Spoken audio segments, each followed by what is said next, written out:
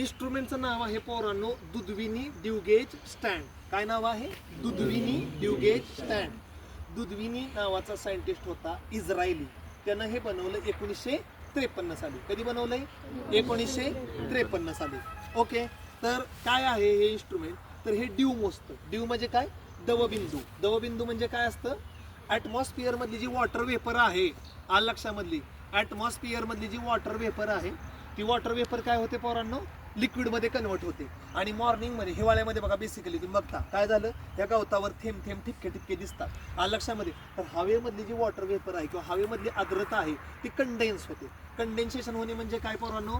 Water vapour liquid मध्ये convert होणे आणि त्या प्रोसेसमध्ये 600 कॅलरी एनर्जी ॲटमॉस्फिअर मध्ये रिलीज होते. काय कळलं? कधी घडते ही पोरांनो? शक्यतो हिवाळ्यामध्ये घडतं. पावसाळ्यामध्ये आणि उन्हाळ्यामध्ये एवढं घडत नाही. का घडत नाही मी तुम्हाला पुन्हा सांगेन. ठीक आहे, तर ते दवबिंदू, ते ड्यू कसं मोजायचं हे कुणी डिसाईड केलं किंवा कुणी शोधलं? दुधविनीनं शोधलं. या इन्स्ट्रुमेंटचं नाव काय आहे? दुधविनी ड्यूगेज स्टँड आहे.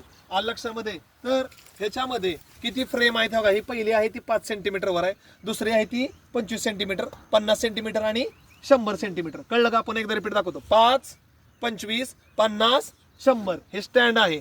आणि त्याच्यावर पोरांनो ह्या ज्या प्लेट्स असतात ह्या प्लेट्स ठेवायच्या असतात. आता मी प्लेट्स याच्यावर ठेवतो. ठीक आहे, प्रत्येक हाईटवर ह्या ज्या प्लेट्स आहेत ओके ह्या आपण ठेवणार आहोत किंवा आपण ह्या ठेवतोय. ओके, ठीक आहे. तर या वुडन प्लेट्स असतात. ह्याला निकलस आणि जॉन्सन हा रेड ऑक्साईड मारलेला असतो. ठीक आहे. ओके, आता एक प्लेटवर फोकस ठेव. ठीक आहे, एक प्लेट फक्त दाखव.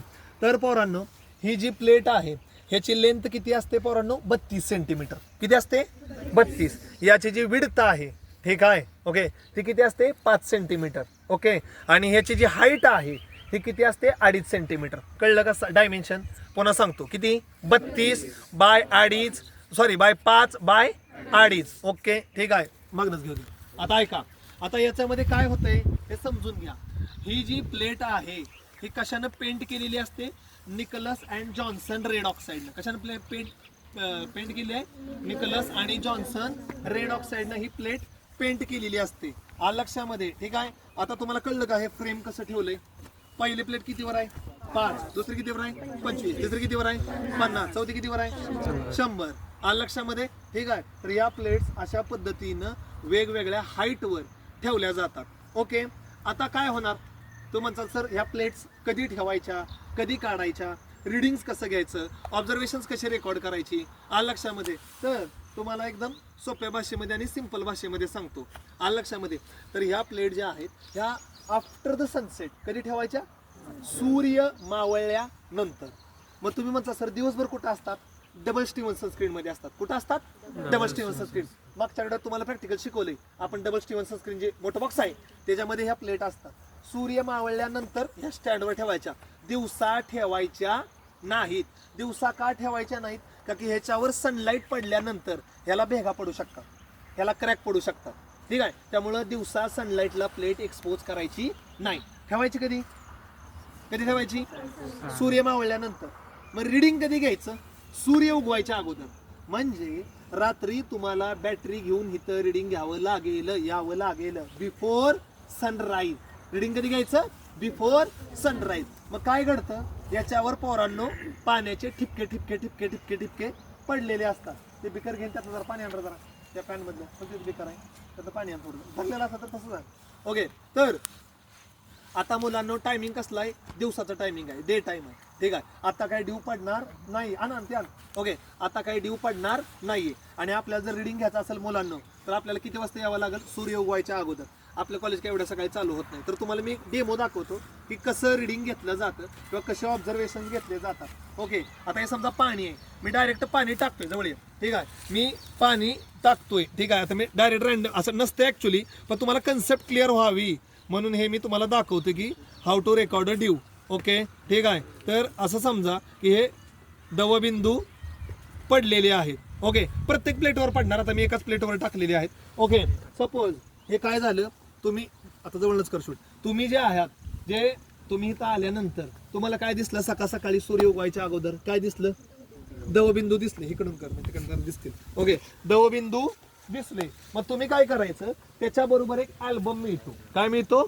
अल्बम मिळतो. तो अल्बम त्याच्याबरोबर मॅच करून बघायचा. आलं लक्षामध्ये? या पोरांनो 5 जण पुढे, 5-6 जण पुढे या तुम्ही पुढे या. ठीक आहे, आता बघायचं अल्बम हे दोन्ही दाखवत राहा. ठीक आहे, 1 नंबर आहे, फोटो नंबर 1 आहे, ठिपके बारके आहेत, हे ठिपके मोठे आहेत, मॅच होतंय का? नाही होत. प्रत्येक पानाला बघा 2 नंबर आकडा आहे, मॅच होतंय का? नाही. हे ठिपका बारका आहे, हा ठिपका मोठा आहे, 2 नंबर पण मॅच होत नाही. ठीक आहे, 3 नंबर बघा, आलं लक्षामध्ये? 3 नंबर बघा, हा ठिपका बारका आहे, हा ठिपका मोठा आहे, मॅच होतंय का? नाही. अजून सुद्धा हा 3 नंबर मॅच होत नाही. आता 4 नंबर बघा, 4 नंबर मॅच होतंय का? हे बघा 4, आता ठिपका मॅच व्हायला चालू होईल. हा ठिपका बघा आणि हा ठिपका बघा, तरी पण हा मोठा आहे. 4 नंबर पण फोटो मॅच होत नाही. ठीक आहे, 5 नंबर बघा, ओके, हा ठिपका बघा आणि हा ठिपका बघा, हा अजून थोडासा मोठा आहे, इतका एक्झॅक्ट मॅच होत नाही, पण मॅच व्हायला लागलेला आहे, आता जवळपास गेला आहे. ठीक आहे, 5 नंबरमधनं इथं बघा 6 नंबर, हे बघा 6 नंबरचे ठिपके. ठीक आहे, आता जवळपास 90% मॅच होता आलेला आहे. ठीक आहे, पण आपण पुढचा फोटो बघूया. ठीक आहे, त्यानंतर बघितलं आता हा 7 नंबर, हे बघा ठिपके. ठीक आहे, हे जर तुम्ही ठिपके बघितले मुलांनो, ठीक आहे, तर हा ठिपका आणि हा ठिपका बऱ्यापैकी मॅच होते. म्हणजे किती नंबर आपलं मॅच झालं? 7 नंबर मॅच झालं.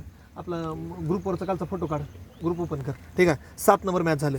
त्यानंतर बघा तुम्हाला 8 नंबर दाखवतो. हे बघा 8 नंबरमध्ये किती मोठे ठिपके आहेत, ह्याच्यावर फोकस कर. किती मोठे ठिपके आहेत पोरांनो 8 नंबरमध्ये, दिसले का? ठीक आहे, त्यामुळे एवढं मोठं नाही, आपला 7 नंबर मॅच झालेला आहे. ठीक आहे, आणि हे बघा 9 नंबरला काय लिहिलंय, असं जर पाणी असेल तर रेन नॉट ड्यू. ठीक आहे, काय म्हणलंय? Rain not due. ओके, आता आपलं मॅच कुठलं झालं? 7 नंबर मॅच झालं.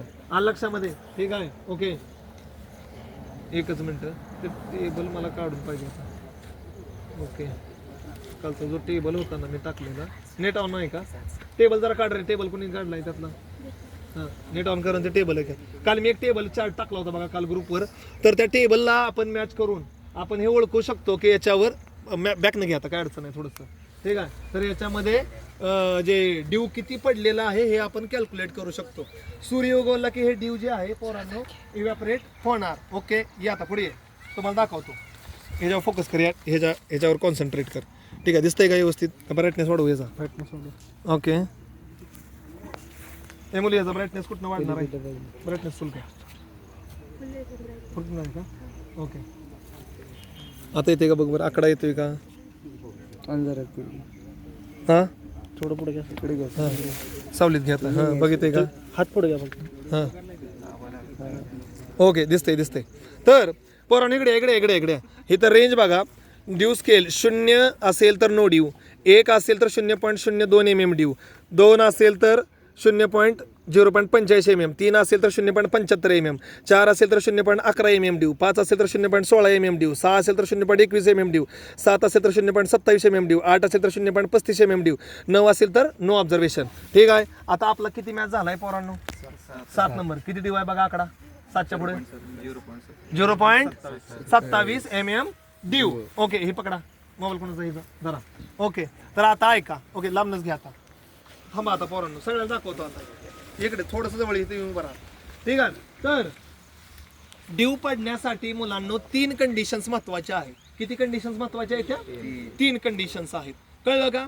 ओके, तर आपल्याला हा ड्यू अल्बम प्रत्येक प्लेट बरोबर मॅच करायचा असतो आणि मोजायचा असतं. आता तुमच्या मनामध्ये एक शंका येईल की सर एक प्लेट बाद झाली, 4 प्लेट कशा? झाडाची उंची वेगवेगळी असते म्हणून आपण 4 प्लेट्स वापरतो. कळलं का? शक्यतो पोरांनो 80 ते 85 ते 90% एकच प्लेट 4 ठिकाणी मॅच होते. दाखवतो सगळ्यांना, पुन्हा मी पुढे बोलवून दाखवणार आहे. आलं लक्षामध्ये? तर दवबिंदू पडण्यासाठी काय लागतं? नंबर 1, रात्री ढगाळ वातावरण नको आहे. ठीक आहे, दिवसभर जी सूर्याची उष्णता असते ती जमीन पकडते आणि रात्री ॲटमॉस्फिअरमध्ये रिरेडिएट करते किंवा माघारी टाकते. तर ती उष्णता ॲटमॉस्फिअरमध्ये माघारी गेली पाहिजे. म्हणजे रात्री वातावरण कसं पाहिजे पोरांनो? स्वच्छ निर्भर पाहिजे, म्हणजे चांदण्या दिसल्या पाहिजेत. म्हणजे दिवसाची उष्णता ॲटमॉस्फिअरमध्ये माघारी गेली पाहिजे. नियम नंबर 1. नियम नंबर 2 पोरांनो, वाऱ्याचा वेग 3 ते 4 किलोमीटर पेक्षा कमी पाहिजे. म्हणजे वारं शांत पाहिजे, जसं आता आहे ना शांत. ओके, नियम नंबर 3 की ह्युमिडिटी जी आहे, हवेमध्ये जी आर्द्रता आहे ती 75% पेक्षा काय पाहिजे? जास्त पाहिजे, कमी नाही, जास्त पाहिजे, तर कंडेन्सेशन होईल. आणि नियम नंबर 4, रात्री टेम्परेचर पोरांनो 15, 16, 17 डिग्रीच्या खाली गेलं पाहिजे. मग रात्री जर टेम्परेचर 15, 16, 17 डिग्रीच्या खाली गेलं तर काय होणार?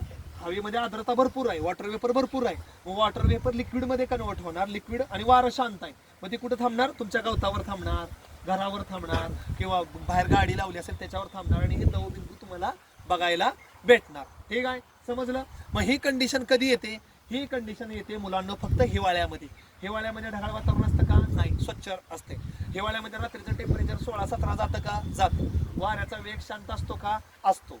आलं लक्षामध्ये. आणि वातावरणामध्ये ह्युमिडिटी ज्या वेळेस 75% पेक्षा जास्त असेल त्याच वेळेस दवबिंदू दिसतं. म्हणजे तुम्हाला दवबिंदू पोरांनो कधी दिसत नाही? कधी दिसत नाही? उन्हाळ्यात शक्यतो दिसत नाही आणि पावसाळ्यात दिसत नाही. आता सगळ्यात महत्वाचा मुद्दा, हे ओलं झाल्यामुळं किंवा हे दवबिंदू मोजायचं का? तर ह्याच्या मागचं कारण असं आहे की पानं, कुठलंही लीफ, झाडाचं असू दे, गवताचं असू दे, कुठलंही लीफ जितक्या जास्त वेळ वेट राहील किंवा ओलं राहील तेवढा त्याच्यावर काय पडणार? डिसीजचा अटॅक जास्त होणार, रोगाचा अटॅक जास्त होणार. कारण की प्रत्येकाला लागतं मॉइश्चर त्याच्या ग्रोथसाठी आणि डेव्हलपमेंटसाठी. त्यामुळे जितका वेळ पान ओलं राहणार तितक्या वेळ काय होणार पोरांनो? डिसीजचा इन्फेक्टेशन जास्त होणार, पेस्टचा अटॅक जास्त होणार, लीफ सकुलंट होणार आणि त्याच्यामुळे काय होणार? त्याच्यावर कीड रोगाचा प्रादुर्भाव किंवा अटॅक जास्त होणार. म्हणून जास्त वेळ पान ओलं राहता कामा नाही. आता ते काय तुमच्या माझ्या हातात नाहीये, निसर्गाच्या नियमाप्रमाणे जितकं राहील तेवढं राहील, पण आपण मोजू शकतो. कशाच्या मार्फत? ड्यूगेजच्या स्टँडच्या मार्फत. ठीक आहे. आणि उन्हाळ्यामध्ये काय होतं पोरांनो, सॉरी पावसाळ्यामध्ये पाऊस पडल्यामुळे पण पानं ओलं होतं. ठीक आहे. तर जितक्या वेळ जास्त ओलं राहील तितक्या वेळ ते ससेप्टेबल राहणार. कुणाला? डिसीजसाठी आणि पेस्टसाठी. करून टाक बघ. आलं लक्षामध्ये.